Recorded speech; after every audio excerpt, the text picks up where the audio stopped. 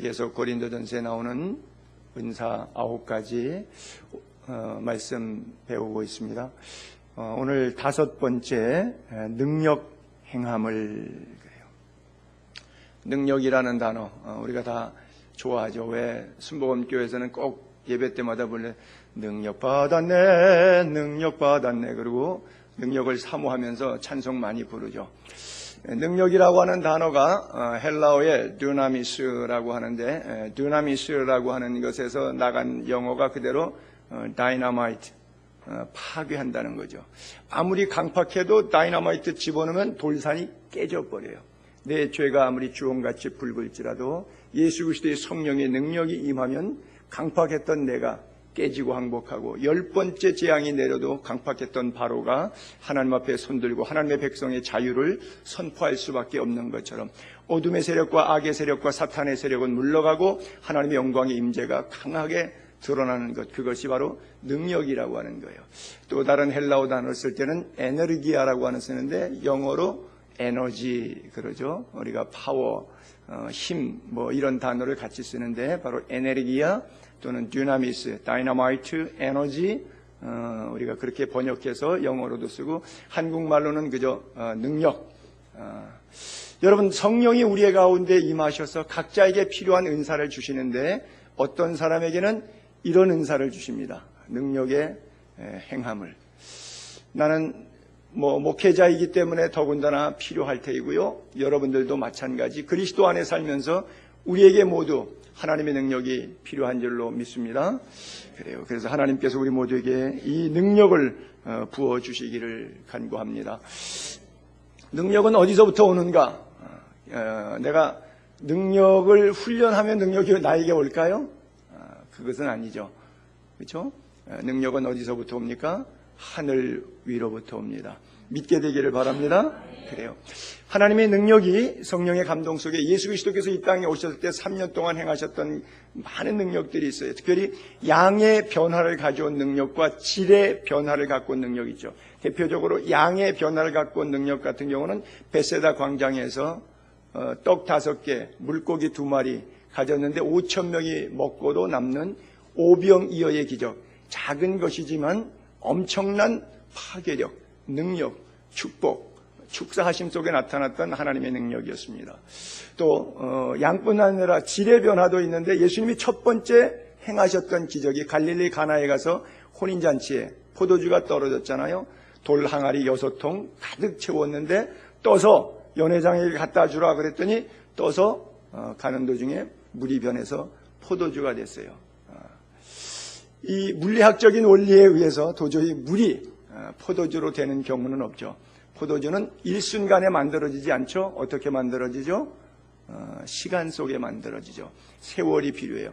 즉 예수님의 능력은 시간과 공간을 뛰어넘는 초자연적인 역사가 있음을 믿게 되기를 바랍니다. 성경에 써 있으니까 우리는 성경을 읽으면서 그것은 성경시대에 국한된 이야기로 끝내버리는 경우들이 많이 있는데 나는 부디 오늘 이 메시지를 들으면서 능력 행함이라고 하는 이 은사의 주제적 단어 속에서 여러분이 하나님의 살아계신 능력을 삶 속에 경험할 수 있게 되기를 바랍니다. 여러분들이 가진 능력, 학력, 지력, 경제력, 체력 모든 것들을 다 동원해서도 도저히 감당할 수 없는 문제를 하나님의 도우심 위로부터 내리는 성령의 능력을 통해서 능히 감당하고도 남는 체험을 경험할 수 있게 되기를 바랍니다. 하나님 살아계십니다. 나 여호와는 죽은 자의 하나님이 아니라 산 자의 하나님이라 말씀하셨어요. 부디 여러분들의 삶 속에서 그 살아계신 하나님의 능력을 맛보아 알게 되기를 바랍니다. 능력 행함 자체가 바로 초자연적인 역사를 이야기하고 있죠. 성경은 모두가 초자연적인 역사입니다. 그 어떤 것 하나도 초자연적이지 않은 것들이 없어요. 예를 들어서 바닷물이 갈라져요. 그리고 물이 힘이 없는 물이 가만 놓으면 저절로 엎질러질 수밖에 없는 힘이 없는 물이 스스로 무슨 콘크리트처럼 지가 옹벽을 쳐요. 그리고 가운데는 바람이 불어와 갖고 머리가 젖었을 때 헤어드라이로 말리는 것처럼 동풍이 불어서 땅 속에는 뻘이니까 수분이 가득할 텐데 그거를 바람으로 그냥 드라이 시켜갖고서는 마른 땅으로 만들어버려요. 그리고 이스라엘 백성들이 200만 명이 거기를 걸어서 밤새도록 길을 바닷속을 행진합니다. 아마 지구상의 최초로 수족관이 그때 나온 것 같아요. 수족관 가보셨죠? 못 가본 분들이 많아서 제가 말이 안 되는군요. 예. 유리관이 있는데 그쵸? 위에도 막 뉴턴 이렇게 떨리고 막 물고기들이 막 지나다녀요. 여러분 어떤 상상을 하십니까? 저는 그런 상상을 해보거든요. 이 수족관이에요. 양쪽에 뭐 상어도 지나가고 물고기도 지나가고 이스라엘 백성들이 최초로 지구에서 수족관을 본 사람들이니까요. 얼마나 재밌었겠어요. 하나님의 위대하심. 그러니까 그게 창세기 15장 사건인데요. 15장 내내 나중에 출애굽기 15장을 읽어보시면요. 찬양해요. 건너가서 너무너무 감동을 받았어요. 왜 시골에서 아이들이 서울에 올라와갖고 수족관 보면 얼마나 그게 막 신기하겠습니까? 막 충격 자체가 아니겠어요? 그 충격을 노래한 것이 바로 출애굽기 15장 이스라엘 백성들이 홍해 바다 걷는 이야기를 쓴 거예요. 출애굽기 14장 21절 모세가 바다 위로 손을 내밀매 여호와께서 큰 동풍이 밤새도록 바닷물을 물러가게 하시니 물이 갈라져 바다가 마른 땅이 된지라 그랬어요. 여호수아서 10장 한번 또 볼게요. 재밌는 표현이죠. 여호와께서 아모리 사람을 이스라엘 자손에게 넘겨주시던 날에 전쟁으로 이스라엘이 승리하던 날이죠. 여호수아가 여호와께 아뢰되 기도합니다. 이스라엘의 목전에서 이르되 태양아 너는 기브온 위에 머무르라. 달아 너도 아얄란 골짜기에서 그리할지라 하며 태양이 머물고 달이 멈추기를 백성이 그 대적에게 원수를 갚기까지 하였느니라. 아모리 사람을 진멸하는 전쟁이 났는데 해가 지면 옛날엔 전쟁 못했어요. 요즘은 조명탄 가지고도 전쟁할 수 있지만 옛날에는 육박전 전투니까 해 뜨면 전쟁 시작하고 해 지면 그냥 각자 자는 거였거든요. 그러니까 오늘 해가 떨어지면 전쟁이 늦어지면 또 안 되니까 적군이 다시 힘을 재충전할 기회 없이 오늘 밤 요거 해만 안 지면 싹쓸이 하겠는데 여호수아 장군이 하나님께 기도한 거예요. 하나님 좀 태양을 붙잡아 주세요. 그러면서 태양아 기브온 위에 머무르라. 달아 그러니까 태양이 지고 달이 떠오를 거 아니겠어요? 그러니까 달아 너도 서. 태양 너만 쓰면 곤란하니까 달아 너도 서라. 아얄란 골짜기에 그리할지라. 사실 지구로 말하면 엄청난 차이가 나잖아요. 근데 저는 이제 이스라엘 갔다 와서 알잖아요. 기브온도 가보고 아얄란 골짜기도 다 가봤잖아요. 기브온하고 아얄론이 거리가 얼마나 떨어졌느냐? 25km밖에 안 떨어졌어요. 근데 여기서 태양 머무르요. 그리고 저기 있는 아얄란 골짜기에서 달 올라오지 말래. 왜요? 사람의 육안으로 25km가 식별이 가능합니까? 우리 생각에는 아무것도 아니고 이게 말이 굉장히 답답할 정도로 느껴지는데 우리가 지구과학 지식이 있으니까. 그러나 그 당시에는 육안으로 보이는 게 다니까 아얄론이 보이지가 않아요. 그 골짜기. 그러니까 거기서부터 늘 달이 떠오르니까 거기서 달 뜨는 줄 알고 아얄론 골짜기에서 달이 머무르라. 여호수아가 그렇게 기도했어요. 그게 지구과학의 원리에서는 안 맞지만 지리적으로 그럼에도 불구하고 하나님께서는 그의 기도를 들으셨다는 거예요. 여러분, 저는 저 구절을 읽으면서 혼자 그런 추석을 달아봐요. 우리가 무식해서 뭔지 잘 모르고 구하지만 그럼에도 불구하고 하나님은 내 마음의 중심을 아시고 내가 원하는 소원의 항구가 어디인 줄 아시고 그것으로 인도하시는 가장 신실하고 좋으신 하나님이다. 여러분 그렇게 믿게 되기를 바랍니다. 그래요. 성령의 능력이 여러분들의 삶 속에서 체험져서 정말 깨달을 수 없는 것을 깨닫게 되고 이해할 수 없는 것들을 이해하는 상식을 뛰어넘는 초자연적인 역사들을 삶 속에 많이 경험할 수 있게 되기를 바랍니다.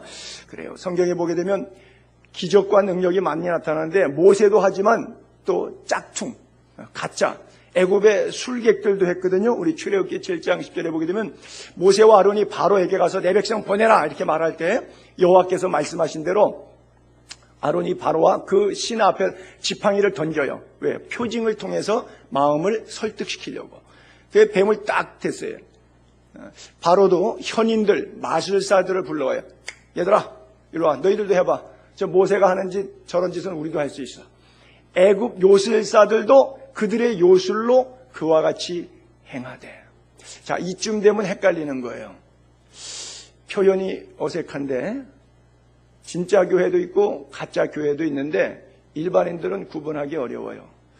선한 목자도 있고 싹군 목자도 있는데 저도 구분 잘 못해요. 굉장히 어려운 거거든요. 자, 똑같이 지팡이를 던져서 뱀 되고 이 사람도 뱀 되고 저 사람 돼요. 그러면 제3자 입장에서는 it's the same. 구분을 할 수가 없어요. 우리가 사는 영적 세대는 바로 이거예요. 영계가 혼탁하니까 뭐가 참 하나님의 말씀의 진리고 내 삶을 이끄시는 방향이 어디에 있는지 우리는 이해하지 못합니다. 피 재앙이 있을 때 10가지 재앙 가운데 1번이 피고 2번이 개구리였는데 피를 갖다가 나일강이 피가 되게 만들어요. 근데 애굽 술객들도 항아리 갖다가 쏟으니까 거기서 물이 피가 나왔어요.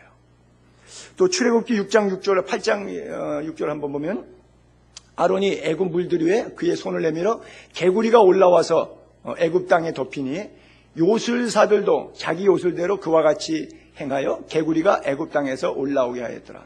여러분, 이거 엄청난 사건 아닙니까? 개구리는 가만히 있는 게 아니라 움직이는 동물이에요. 그렇잖아요. 정적인 것이 아니라 아주 굉장히 동적인 거란 말이에요. 그러니까 생명 있는 개구리를 만들어냈다. 엄청난 거예요. 모세와 아론에게 있어서 하나님의 역사는. 그런데 그까짓 거 마귀의 조정에 의해서 사는 무당, 술객 이런 사람들도 없는데 개구리 만들어내잖아요. 가끔 가다가 매직쇼 같은 거 할 때 보게 되면 뭐 손끝에서 뭐 비둘기도 나오고 뭐 병아리도 나오고 참새도 나오고 뭐 하여간 뭐 신기한 마술들 부리지 않습니까? 똑같이 한 거예요. 자, 이쯤 되면은 우리가 구분하기가 어려워요.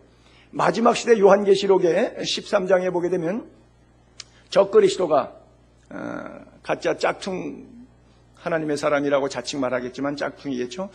큰 이적을 행했는데 어떤 이적이냐면 심지어 사람들 앞에서 불이 하늘로부터 땅에 내려오게 하고, 여러분 이 정도 되면 누구예요? 사람들이 어떻게 믿어요? 저 사람을 엘리야라 그래요. 엘리야라 그런다고요. 하늘에서 불을 내렸어요, 제가. 그러면 제가 뭐가 되는 거예요? 엘리야가 되는 거예요. 그러면 여러분들은 저를 다 따라할 수밖에 없어요. 그러니까 적그리스도 다 따라갈 수밖에 없어요. 불이 하늘에서 내려오는 역사를 일으킵니다. 누가 감당하겠어요? 누가 분별해내겠어요? 나중에 또 우리가 영 분별의 은사가 나오지만 분별하기 어렵죠. 15절에서 그가 권세를 받았는데 짐승의 우상을 만들어놔요. 우상에게 경배하고 절하고 표받게 하고 막 이러는데 우상에게 생명을 줘요. 생기가 뭐죠? 하나님께서 창세기에 인류를 진흙으로 만드시고 코에다가 생기를 불어넣으시니 생명이 된지라. 그때 생기를 주었잖아요. 그러니까 진흙 덩어리가 지금 우리 살아있잖아요. 살아있어요. 이 생기예요. 그런데 여기다가 청, 동, 나무 이런 것들로 우상 만들어 놓고 거기다가 부르니까 생기가 하나님이죠. 그렇죠? 진흙 만들어 놓고 코에 생기 나왔고 인간 만들었는데 여기다가 목석으로 우상 만들어 놓고 우상이 움직여요. 가히 하나님이죠. 뭐 엘리야죠. 하나님이죠. 그를 누가 안 추종하겠어요? 이런 현상학적인 것에서 안 넘어갈 사람이 있다고요? 천만의 말씀이에요. 저부터도 넘어가는 거예요. 정말이네? 정말이네? 하나님이 아니고서는 이런 일이 도저히 있겠는가? 니고데모도 예수님께 영적으로 감동돼가지고 깨달은 것은 아니에요. 예수님 돌아가실 때까지도 반신반의하고 잘 안 믿었어요. 미안해갖고 나중에 예수님 돌아가신 다음에 향유 한 100근쯤 가지고 간 것이 니고데모의 생애는 다예요. 니고데모가 예수님을 3년 전에 사역 초기에 요한복음 3장에 만납니다. 그 3년 동안 3년 생애 끝나고 돌아가실 때까지 니고데모가 한 게 없다니까요. 근데 뭐라고 말했잖아요? 하늘로부터 온 자가 아니고서는 당신이 행하시는 일을 할 수 없음이니이다. 내가 어떻게 해야 영생 얻겠습니까? 중생할 수 있습니까? 예수님이 물과 성령으로 거듭나라 그랬잖아요. 그 사람이 밤에 예수님을 찾아온 이유가 있어요. 행하는 일 보니까 하나님으로부터 오지 않고는 당신이 이런 일을 행할 수 없습니다. 그래서 감복해서 따라갔어요. 그런데 3년 동안 안 변했어요. 니고데모는. 그저 미안한 마음에 예수님 죽은 다음에 향수 100근 정도 준비하는 것으로 자기의 삶은 타였어요. 여러분은 어떻게 예수를 믿고 계십니까? 우상에게 생기를 주니까 살아났으니까 뭐 말하잖아요. 그렇잖아요? 만물의 영장이라고 하는 것은 뭐예요? 누가 그러더라고요. 진화론에서 이 손가락이 마디가 다 좁히는 것을 만물의 영장이라 그런다고요? 아니요. 언어를 활용한다고 하는 거예요. 하나님이 코에 생기를 불어넣으시고 그 입에 하나님의 영을 주셨어요. 여러분, 하나님은 뭐가 하나님인 줄 아십니까? 요한복음에 보게 되면 요한 사도에게 성령이 계실 때 말씀이 곧 하나님이라 그랬어요. 언어 속에 하나님의 영이 담겨져 있는 거예요. 그래서 언어는 중요한 거예요. 그래서 우상이 생기 있으니까 말하게 하죠. 그리고 짐승 우상에게 다 경배하게 해요. 목석 만들어 놓고 이게 움직이고 말하고 그러니까 요즘에 뭐 로봇가 나오는 것처럼 로봇가 말도 하고 알파고 같은 건 우리가 상상도 못했던 것 아닙니까? 제가 대학 시절에 공부할 때 전혀 상상도 못했던 알파고가 지금 나와 있는 시대예요. 그러니까 그 능력이, 알파고의 능력이 로봇가 이제 사람을 죽이는 시대가 와요.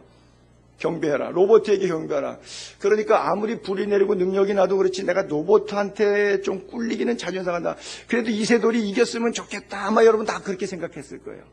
아마 알파고한테 이세돌이 팍 깨졌으면 좋겠다라고 생각하는 사람은 아무도 없을 거예요. 제가 친구들하고 쟁론했을 때 그랬어요. 이세돌은 5대0으로 진다네. 그래서 그랬더니 친구들이 아니라고 이세돌이 이길 거라 그러더라고요. 근데 나는 알파고가 한 번은 그냥 일부러 져준 것 같아. 왜냐하면 안 그러면 사람들이 알파고를 죽여버릴까 봐. 사람은 그 짓을 충분히 할 수 있어요. 열받으면. 그래서 아마 알파고가 자기 생존을 위해서 사람보다 더 똑똑하게 머리를 쓴 거죠. 한 번은 살짝 져준 거죠. 왜냐하면 그게 뭐 한 300, 400수를 놔야 되는데 178개의 불쾌패를 했거든요. 그렇게 일찍 초반에 지지 않습니다. 그 게임 자체는 제가 판독할 때는 그거는 3분의 1 두고 마른 거예요. 4파는 대국을 한번 나중에 보세요. 저는 바둑을 둘 줄 모르는 사람입니다. 참고로 말씀드렸어요. 그래서 사람들을 자기에게 경배 안 하면 다 죽입니다. 자, 그러면 다 우리가 짐승에게 경배하고 적그리스도 믿고 따라가는 수밖에 없겠죠. 그래서 분명히 우리가 영적 분별에 대해서 하나 이해할 수 있는 것은 나타나는 결과를 보세요. 살리는 역사가 일어나면 성령의 능력 행함이에요. 근데 결국 그것이 사람을 죽여요. 그것은 하나님으로부터 온 것이 아닙니다. 너무 쉽게 구분할 수가 있겠죠. 뭐 부흥회 같은 거 제가 전단도 여기 한번 띄우고 그랬었는데 광고로 해갖고 뭐 이런 표현 써요. 요즘에는 그런 표현 별로 안 쓰는데 제 때는 부흥회 하게 되면 포스터 붙였어요. 뭐 조영기 목사님, 이호문 목사님, 신영균 목사님. 제가 어린 시절에는 그분들 부흥회 많이 쫓아다녔는데 그 부흥사들 자기 불의 사자. 포스터의 타이틀이 그렇게 붙어요. 능력의 종. 요즘에는 말하면 쪽집게 도사. 그렇게 써가지고 부흥회를 하던 그런 시절이 있었어요. 여러분, 능력 행함이라고 하는 은사가 있는데 만약 하나님이 나에게 능력 행함의 은사를 주셨어요. 그러면 내가 24시간 365일 능력이 임했다고 늘 쓸 수 있을까요? 아무 때나 다 나가면 하면 다 될까요? 그렇지 않습니다. 하나님이 필요한 사람에게 주시는데 필요한 순간에 있는 역사들이에요. 이것을 너무 극단적으로까지 그냥 이렇게 신학적으로 규명했기 때문에 또 지나치게 해석이 옆으로 나간 것은 1세기라고 하는 시간을 정해서 사도시대에만 이런 은사가 있었고 즉 1900년 전에 끝났다. 지금 21세기인데 1세기에만 이런 역사는 있었다. 그래서 신유라든지 능력이라든지 또는 뭐 방언이라든지 예언이라든지 성경이 완성되기 이전 시대, 요한계시록까지 완성되기 이전 시대에 이것은 다 끝나서 없는 것이다. 이런 신학적인 표현을 쓰는 신학자들도 많이 있거든요. 어쨌든 하나님의 능력은 계속되지만 내가 능력 받았다고 해가지고 늘 능력이 내게서 나가지 않는다고 하는 거예요. 그렇기 때문에 우리는 내가 과시하려고 하는 그런 생각, 특별히 우리가 은사론을 배우면서 이 내게 있는 은사를 통해서 나를 증명하려고 하면 안 돼요. 우리는 은사 받으면 봐라 그래요. 그러니까 특별히 이제 방언 같은 경우가 그러거든요. 나는 성령의 은사를 받은 사람이야라는 것을 방언을 통해서 증명을 하려고 그러거든요. 그것은 아주 악한 생각입니다. 그러니까 은사는 하나님의 목적에 의해서 주신 건데 결론이 유익하게 하기 위해서 하나님께서 때를 따라 각 사람에게 나누어 주신 거예요. 나중에 13장 사랑장 넘어가면 보겠지만 예언도 그치고 방언도 패한다고 써 있거든요.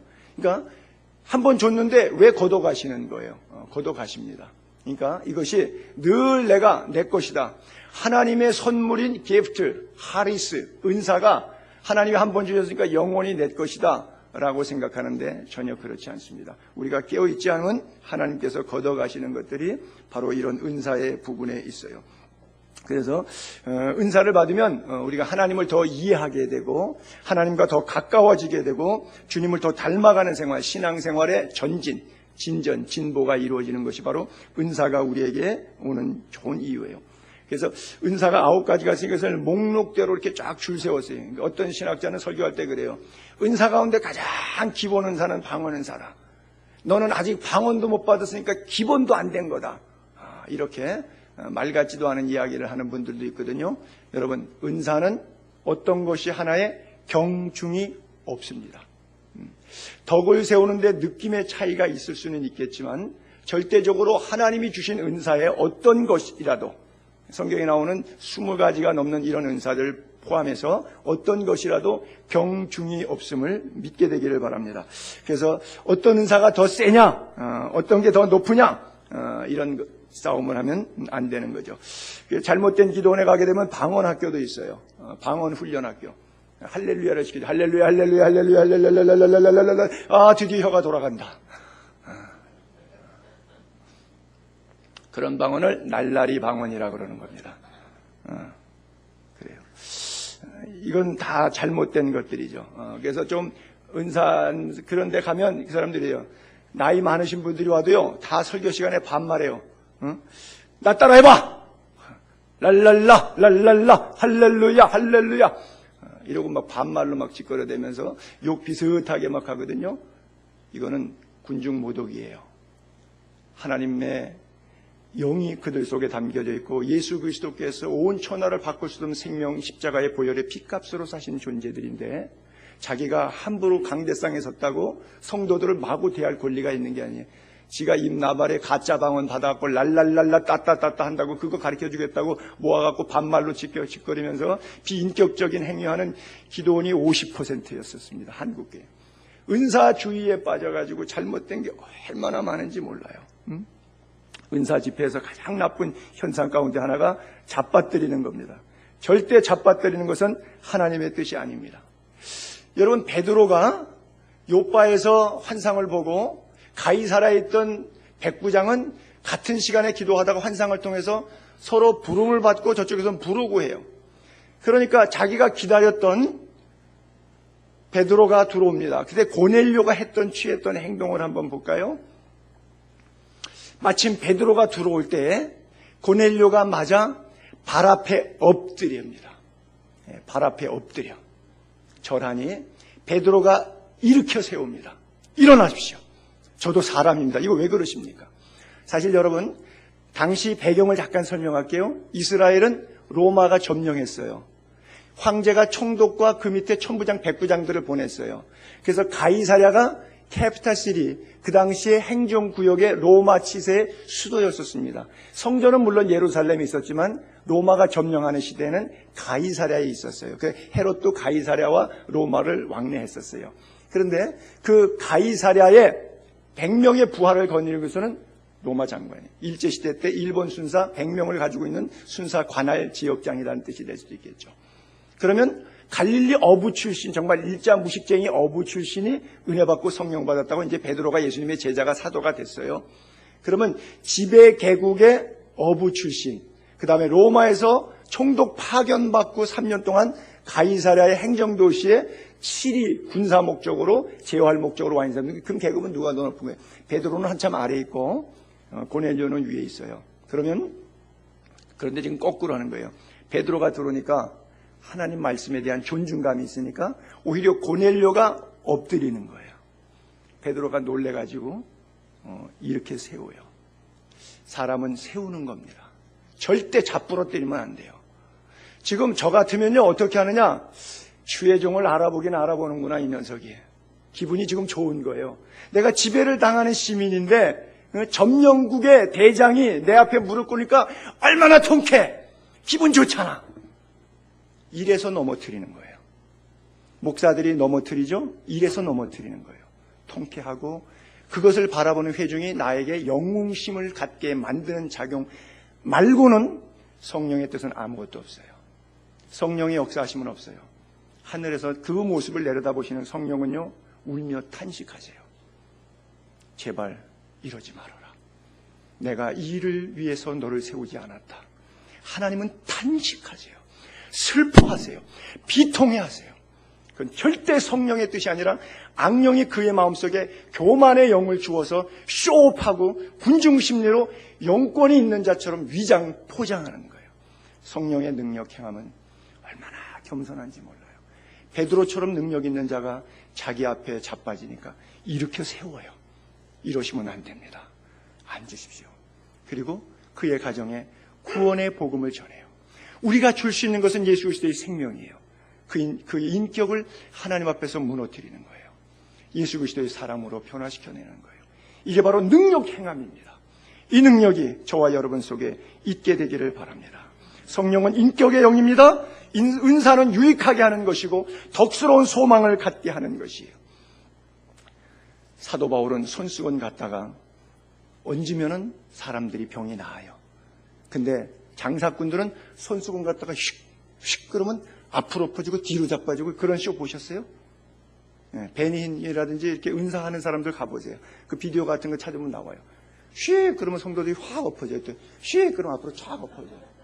나는 걔네들이 그걸 뭐 하는 건지 모르겠어요. 그렇게 경건하지 않은 영과 진리로 드리지 않는 예배를 성령이 충만해서 그랬다. 개소리, 짐승소리, 닭소리 내면서 뒤집어져고 떼굴떼굴 굴르면서 거품 물고 예배 때마다 와서 뒤집어주고 이게 뭐 하는 짓들이에요. 성령은 탄식하시고 악마는 이것은 내 모임이다. 이렇게 인치고 있는 거예요. 절대 하나님의 영은 그렇게 역사하지 않습니다. 왜냐하면 성부, 성자, 성령, 지정의 하나님, 인격의 하나님이에요. 말씀을 듣는 가운데 내가 잘못 살았구나. 회개하는 거예요. 아내를 대할 때, 남편을 대할 때, 부모를 대할 때, 친구를 대할 때, 사람을 대할 때 물질관, 인간관이 변화되는 거예요. 돈 쓰는 게 달라지고 시간 쓰는 게 달라지고 자기의 사생활과 삶은 엉망인데 앞에서 쇼만 하고 남에게 보이기 위한 은사라고 하면 그 은사는 최악의 은사예요. 하나님이 기뻐하지 않는다고 하는 것이죠. 그래서 저는 은사 운동을 절대로 반대합니다. 은사 운동을 왜 반대하느냐? 은사가 선물이에요. 하나님 거예요. 하나님으로부터 와요. 그러면 내가 체력을 위해서 운동을 해요. 그렇죠? 그러면 운동하게 되면 근육이 생겨요. 운동으로 만들어져요. 은사가 운동으로 만들어질 수 있는 거예요. 여기서 또 은사 운동이라고 말할 때는 단순한 신체의 단련을 얘기하는 것이 아니라 무브먼트라고 하는 거예요. 동성애를 확장시키기 위해서 서울 광장에서 큐어 축제를 하죠. 그런 것을 뭐라 하면 무브먼트라 그래요. 히피들의 낭만주의를 이용해서 이렇게 돌아다니죠. 그런 것을 무브먼트라 그래요. 그래서 이런 그 군중 심리를 자극하고 하는 모든 행위들, 위로부터 내리는 것이 아니라 사람이 조직적으로 만들고 사진 스크랩하고 홍보하고 이래갖고 만들어낸 모든 총체적인 행위는 무브먼트라 그래요. 자, 은사가 무브먼트로 얻을 수 있는 겁니까? 아니에요. 하나님 위로부터 내리는 거예요. 성결한 지혜는 그렇게 임하지 않습니다. 성결한 지혜는 위로부터 내리는 거예요.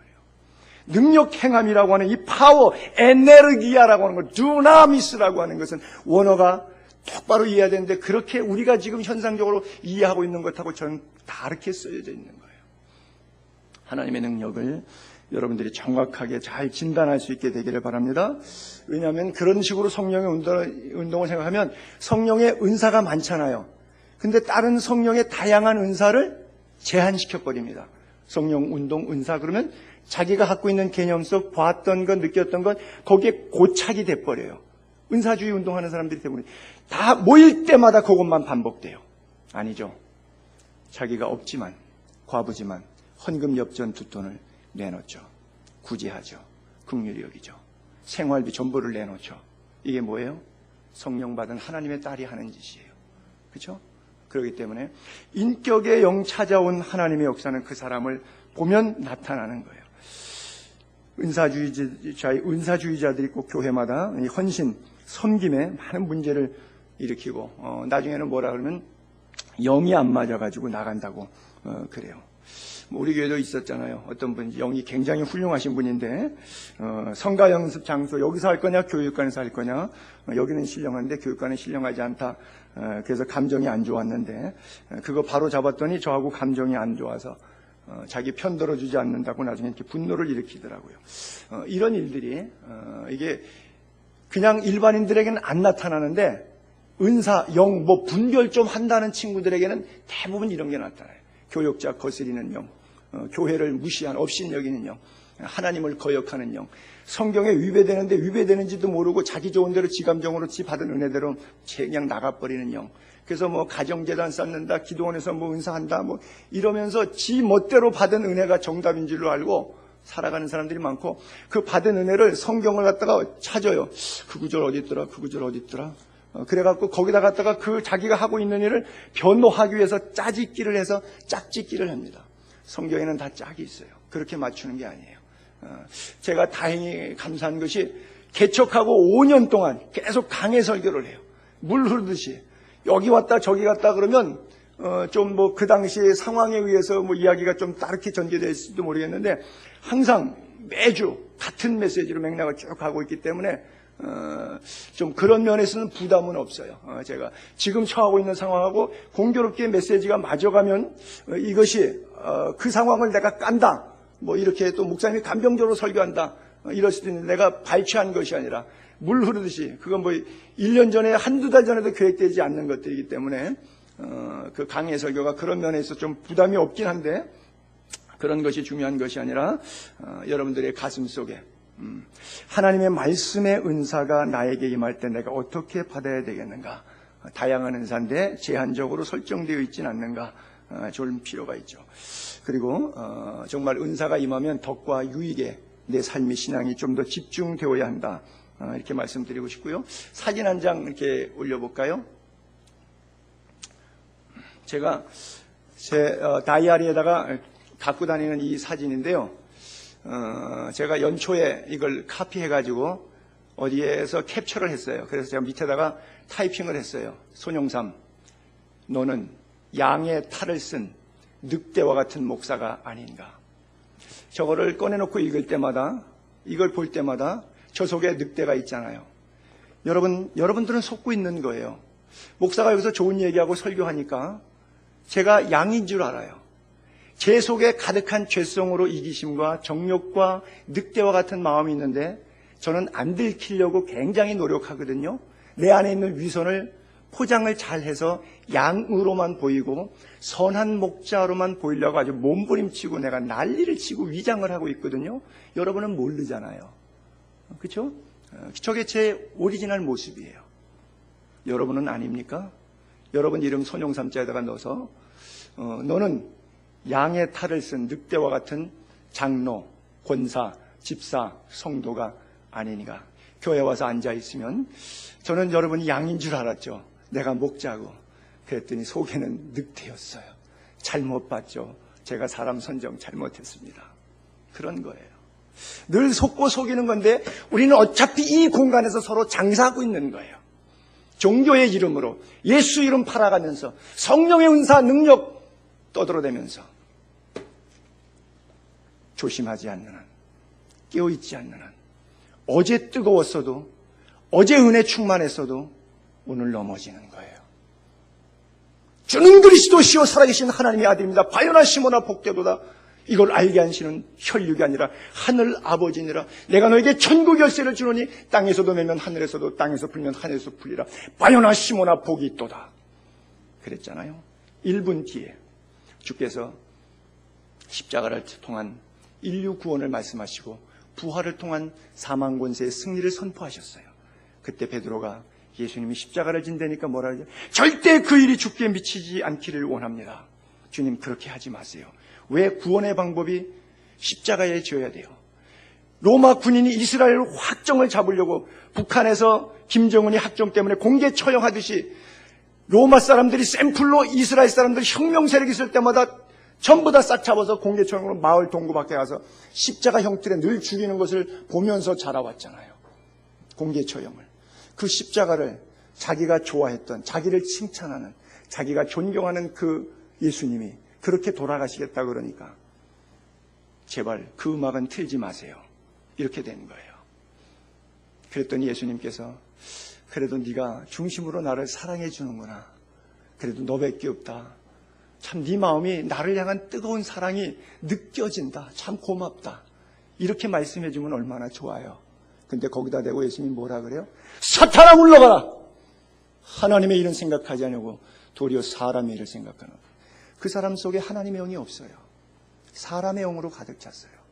그러니까 예수님이 자기를 사랑해서 충성스럽게 해준 표현을 그 사람의 시험 들게 사탄아 물러가라 그래요. 그러니 마음속에 꽁하고 있다가 때가 오니까 3번 부인하고 맹세하고 저주해 버리는 거예요. 사람은 꼭 속에 담으면 언젠가는 그거 나오게 돼 있어요. 그것을 성령이 씻어주지 않는 한, 성령이 씻어주지 않는 한, 부부지간에도 부자지간에도 친구 사이에도 이 집사 저 집사 사이에도 목사와 장로 사이에도 씻어지지 않는 한, 성령이 우리를 치료해 주지 않는 한 죽을 때까지 가지고 있는 거예요. 그리고 때가 되면 비장의 비수를 상대에게 핸디캡 쏘아붙이기 위해서 사용하는 것이죠.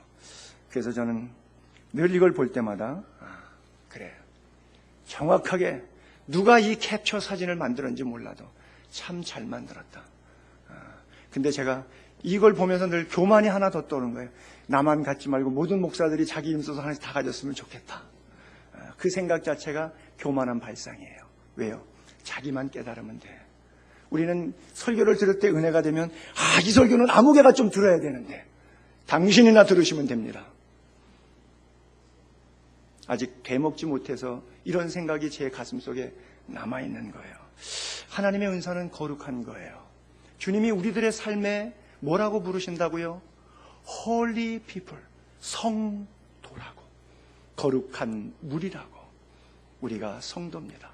마지막 날 주 앞에서 천국잔치 열어놓고서는 예복을 준비했는데 흰옷 입은 세마포가 계시록에 성도의 거룩한 행실이라고 써 있잖아요. 여러분, 세마포 준비하시는 삶을, 글쎄요, 비유컨대 좀 이상하게 예를 들어볼까요? 어떤 분이 처음에 예수 믿고 은혜 받았고 성령 충만해서 세마포를 잘 준비했어요.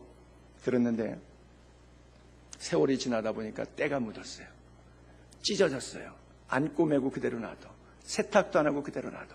그러면 그 세마포가 10년 전, 20년 전에 예수 믿을 때 처음 구원의 은혜 감격, 자기는 그대로인 줄로 착각하는 거예요.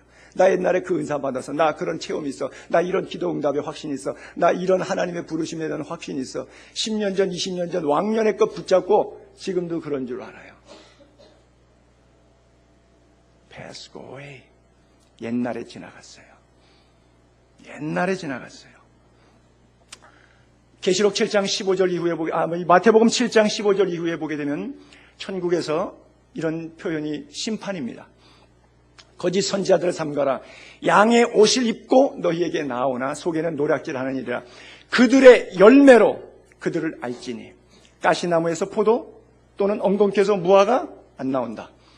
그와 같이 좋은 나무마다 아름다운 열매 맺고 못된 나무 나쁜 열매 맺다.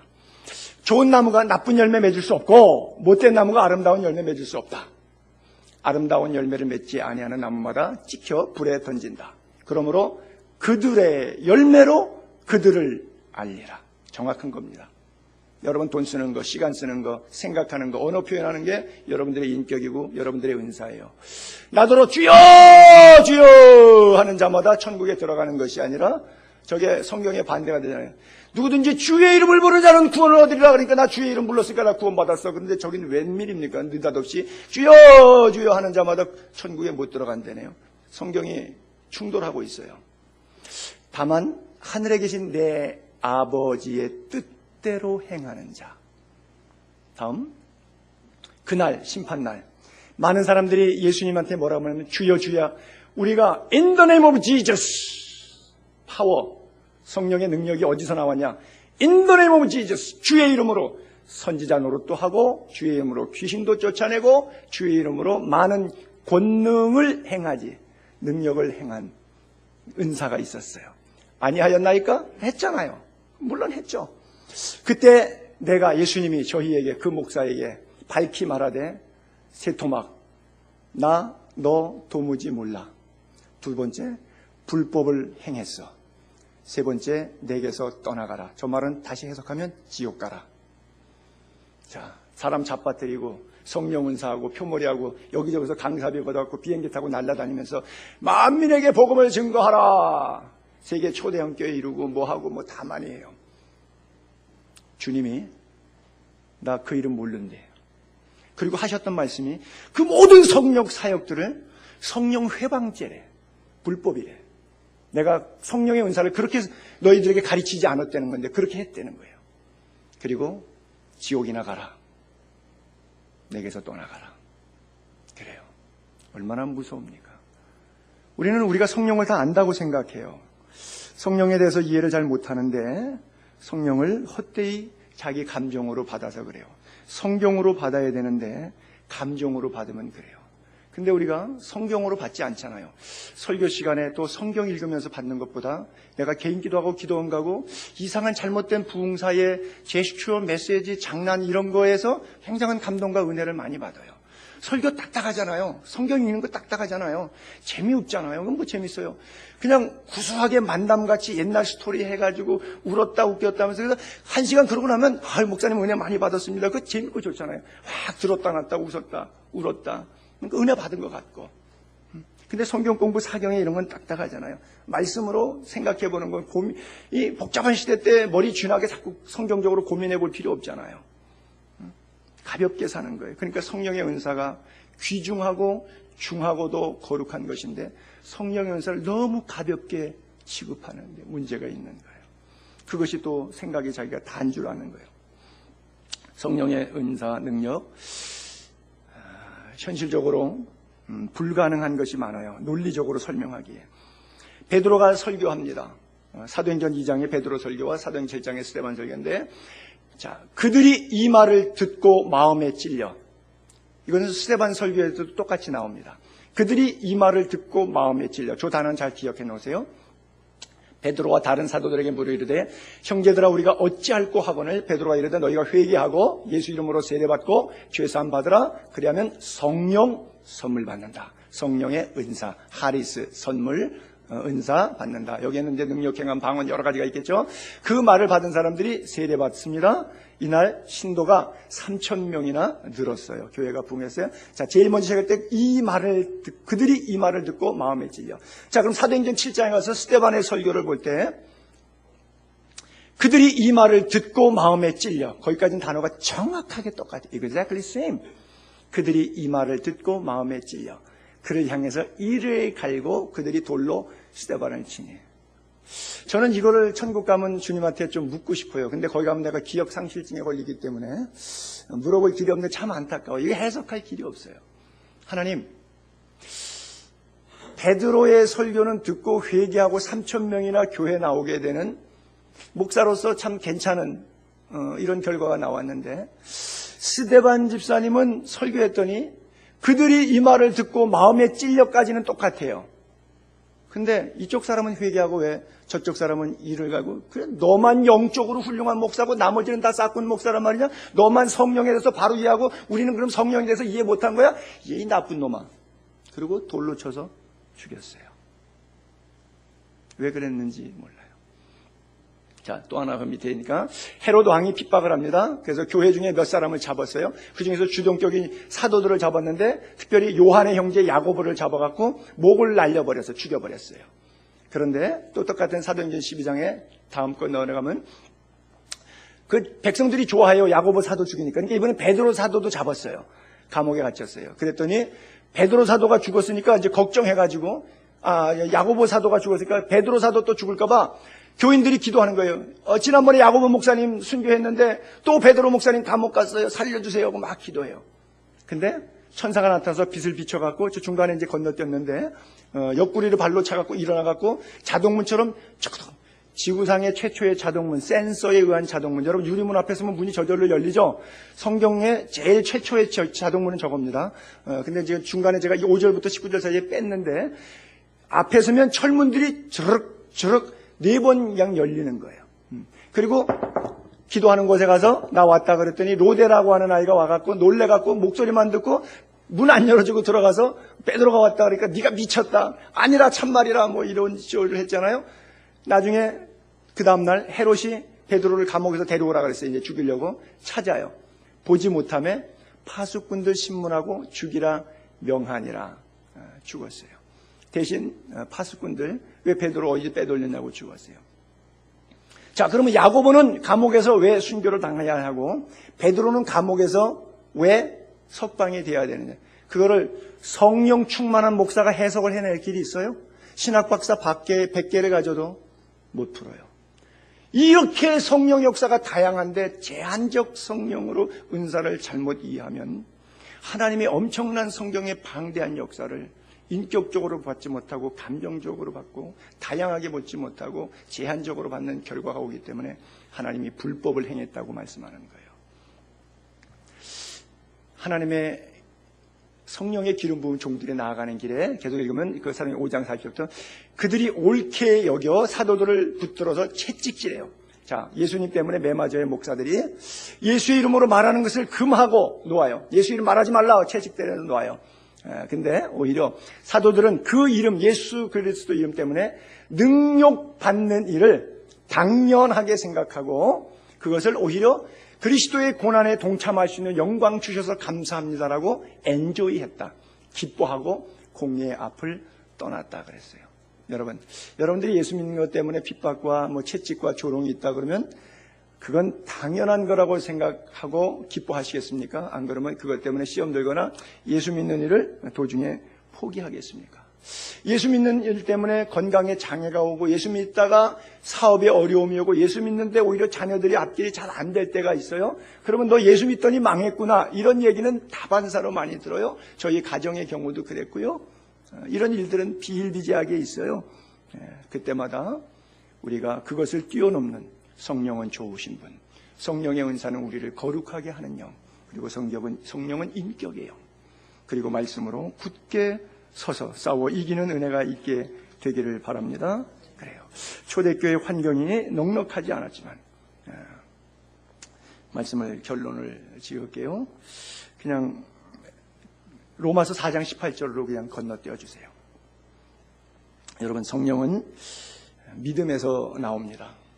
은사들이 강력한 믿음, 기도할 때도 의심하지 말고 믿고 구하세요. 아브라함이 바랄 수 없는 중에 바라고 믿었으니 이걸 초자연적인 믿음이라 그래요. 초자연적인 능력이라 그러고요. 바랄 수 없는, 바래서 될 수 있는 가능성이 있는 것이 아니라 아들을 100세에 부인이 90세에 애 낳는다는 것, 아브라함이 바랄 수 없는 중에 바라고 믿었.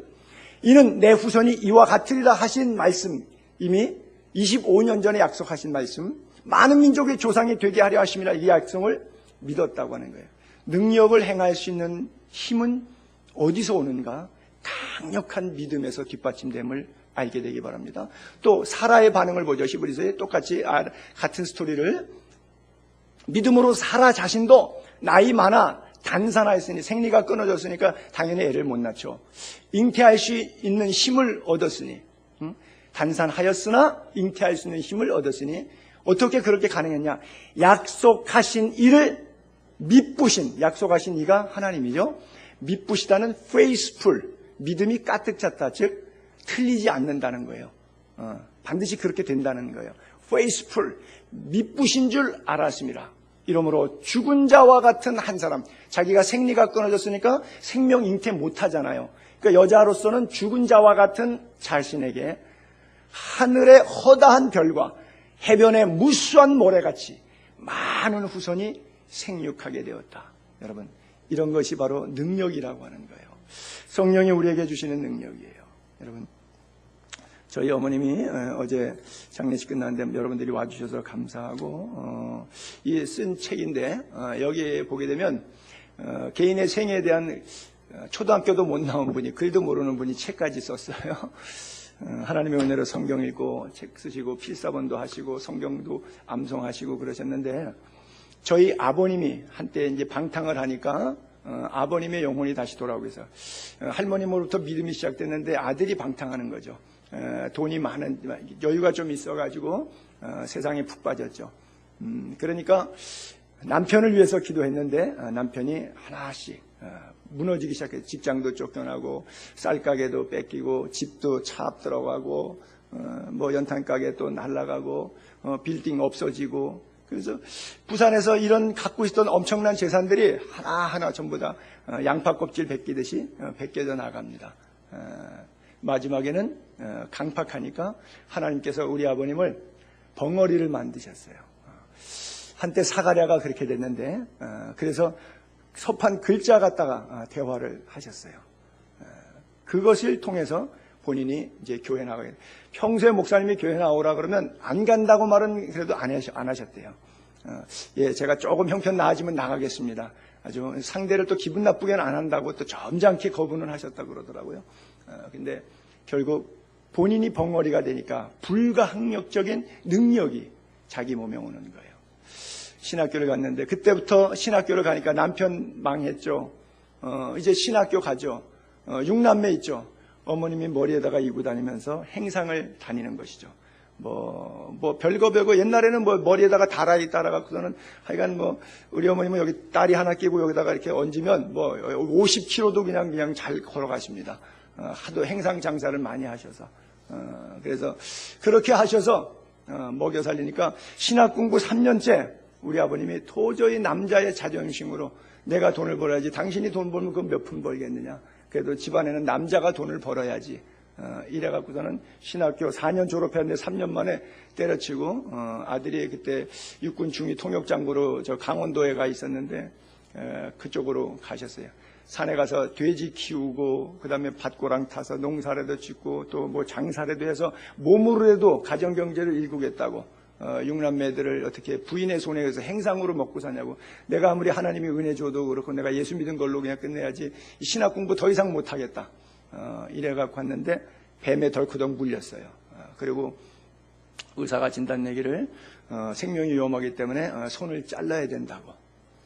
이때 이제 또 항복한 거예요. 하나님, 내가 벙어리 되는 기적을 통해서도 하나님을 새롭게 만나서 강팍한 나를 부시기 위해서 하나님의 능력이 내게 임해서 신학교 갔는데 3년 만에 내가 또 세상으로 돌아갔군요. 베드로가 3년 만에 갈릴리 바다 돌아가듯이 하나님의 근무하는 은혜와 능력을 경험하고도, 그래서 하나님께 사생결단했대. 하나님, 제가 다시 가겠습니다. 신학교 가서 다시 가서 목사 되겠습니다. 그런데 하나님, 손만은 안 자르게 해주세요. 왜? 손 자르면 축도를 해야 되는데 잘린 손 갖고 축도하기가 민망하다는 것이죠. 뭐 이러고 축도가 되시겠죠. 그러니까 하나님, 제발 이 손목만은, 뱀이 여기를 물리셨거든요. 그러니까 여기를 잘라야 된다고. 제가 그때 어린 시절인데 그때 봤죠. 결국은 의사가 자르라 그랬는데 의사한테 이야기했어요. 의사 선생님, 나에게 일주일만 계속 기도하는데 하나님께서 음성을 주셨는데 안 잘라도 고쳐준다고 그런다고. 그러니까 의사가 얼마나 답답하겠어요. 물론 알지. 환자야 지 마음에 안 자르고 싶으니까 헛겁이 보고서는 하나님이 그렇게 봤다고 그러겠지. 그 대신 나에게 알코올을 양동이로, 바켓스라 그러죠, 일본말로. 양동이로 하나만 해줘. 내가 이거 손을 좀 담그고 있겠습니다. 알코올 소독하고 이랬는데 여기 애기 기저귀 고무줄, 노란 고무줄 계속 이렇게 서너 간격으로 매놓고서는 그러고 계셨는데 이거를 알코올에다가 담그셨어요. 일주일째 그 살무사에 물렸는데, 그것도 제가 방학 때 제 앞에서 물렸기 때문에 저는 봤죠. 그러니까 방학 때니까 8월이잖아요. 근데 뱀이 힘 좋을 때 한여름에 물렸는데, 담궜는데 일주일 만에 달나라 지구 표면처럼 까맣게 죽어서 수포들이 이렇게 방울방울 있는데 그것들이 서물들이 벗어지기 시작해요. 희한하게 뱀 독에 물리니까 여기가 뱀 껍데기처럼 보이더구만요. 신기하게도. 그러더니 아버님이 일주일 만에 나왔어요. 의사가 인정해 줬어요. 오케이, 절단 안 하고 그러면 계속 치료합시다. 결국은 다 나으셨어요. 본인의 생애 가운데 책에다 이제 그런 간증들도 목회하면서 있었던 고통이나 이런 것들을 쭉 쓰셨는데, 이런 것은 뭐냐? 바로 초자연적인, 우리가 말로는 형용할 수 없는 그 개인의 생애를 향해서 만져주신 그분의 생애가 성경은 아니지만 계시화, 절대화할 수는 없지만 우리에게 각자에게도 나 개인에게 맞는 삶을 하나님께서 맞춰주시는 거예요. 그러니까 은사를 다 똑같이 주지 않고 각양 그 뜻대로 은사를 나눠주신다는 게 바로 그런 뜻이거든요. 말씀을 정리하면서 제가 어저께 어머님 돌아가신 다음에 그 어머님이 평소에 메모지로 남기셨던 글이 있는데 제가 한번 띄워볼게요. 사진을 올려보시면 글자가 좀 잘 뿌여서 안 보이는데 클로즈업 해갖고 윗줄만 이렇게 해가지고 한번 이렇게 쭉쭉 올라가면 보일까 모르겠네요.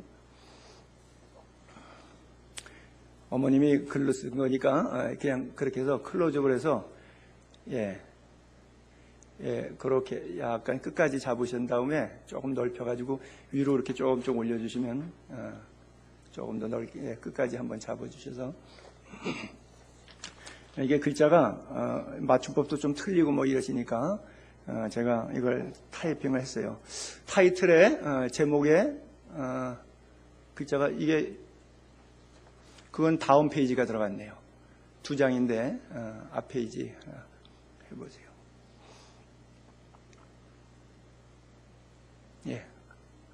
타이틀을 어머님이 이렇게 써놓으셨어요.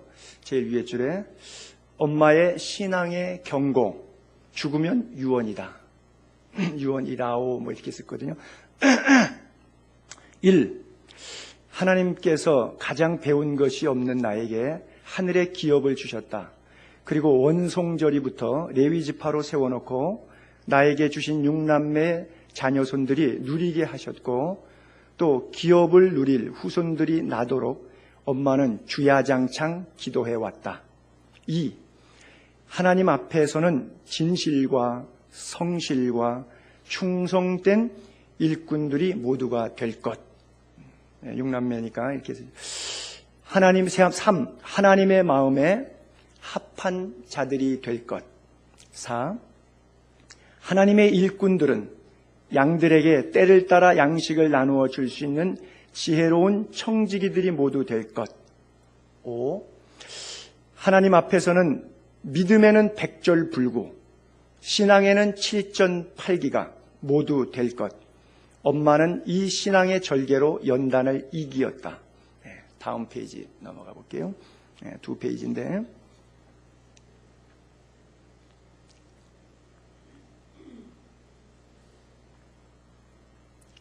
6.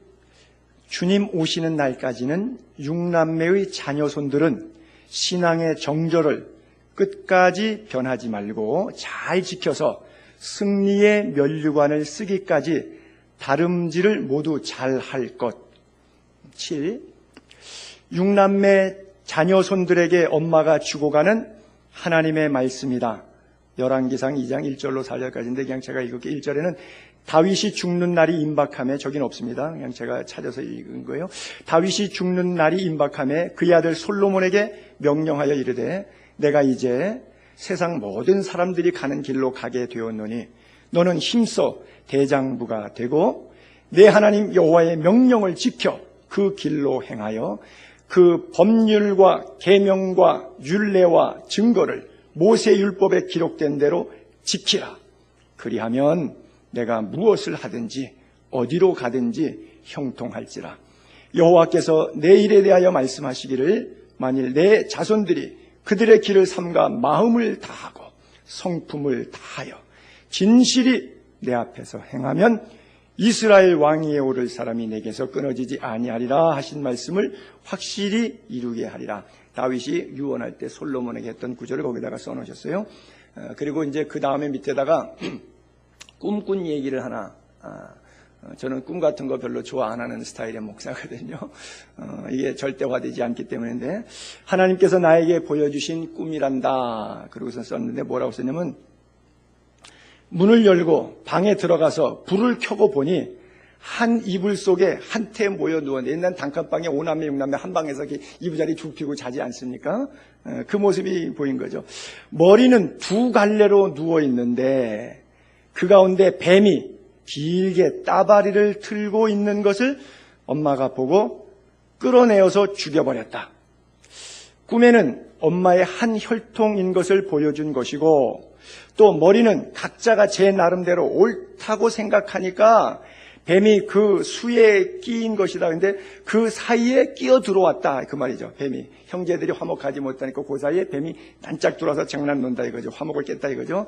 그래서 마지막에 너희 6남매들은 옳고 그름을 따지지 말고 서로 이해하면서 화목을 만들어 가면서 살기를 엄마가 유언으로 이야기를 한다. 그래요. 유언 같아요? 저보다 여러분이 왜 더 숙연하십니까? 여러분들은 글로 느껴지고 저는 삶으로 와서 닿는 것이죠. 육남매가 있다 보니까 뭐 티격태격 할 때도 있고 의견들이 달릴 수도 있죠. 니 옳다 내 옳다 하죠. 그렇죠? 근데 옳은 게 중요한 게 아니라는 거예요. 옳은 게 중요한 게 아니라. 그렇잖아요? 아마 여러분들의 가정도 다 우리 어머님이 한 가정의 실예지만 여러분 각 가정에 주시는 메시지가 아닌가 생각해요. 제가 꼭 우리 어머님이라서 이렇게 설교 시간에 얘기하는 것이 아니라 우리 모든 성도들, 대한민국 모든 가정들이 갖고 있는 부모님들의 바람이고 어떤 의미에서는 성령이 우리들에게 말씀하시는 음성이에요. 그리고 남기시는 음성이에요. 저는 여기에서 핵심, 글에는 안 써 있는데 그냥 열왕기상을 써놓는데 거기에 3절에 바로 내 몸, 그 법률과 계명과 율례와 증거를 모세의 율법에 기록된 대로 지키라. 그리하면 내가 무엇을 하든지 어디로 가든지 형통한다. 마음을 다하고 성품을 다해서 진실이 하나님을 사랑하라. 그래요. 우리가 들었고 또 우리의 다음 세대 자녀들에게 뭘 주겠어요? 뭐 아파트 물려주실래요? 이거 시험들 얘기할게요. 그거 사회복지에다가 불쌍한 사람 쓰라고 주시고 믿음 물려주세요. 우리가 줄 수 있는 것은 하나님의 말씀이에요. 여러분, 다윗이 왕이잖아요. 솔로몬 왕자잖아요. 왕이 왕자에게 물려줄 게 얼마나 많아요. 왕궁에서부터 시작해서 금은보화, 야 솔로몬아 어디는 어디 있고 어느 영역까지는 내 땅이고 이거는 내 거고 써놓을 게 얼마나 많아요. 거기 유언장에 쓸 재산 목록 리스트 얼마나 많아요. 하나도 안 썼어요. 하나도 안 썼어요. 왜? 중요하지 않다는 것을 일생을 통해 깨달았어요. 우리 어머님이 돈 10원도 남기시지 않으셨어요. 이렇게 공개해도 뭐 괜찮을 것 같은데 하루 우리가 조문 받았는데 성도님들이 헌신을 많이 해주셔가지고 많은 분들이 다녀가면서 2,400만 원의 조의금이 들어왔어요. 병원비 다 내고 요양원비 내고 장례비 다 하고 나니까 1,900만 원 들었어요. 500만 원 남았어요.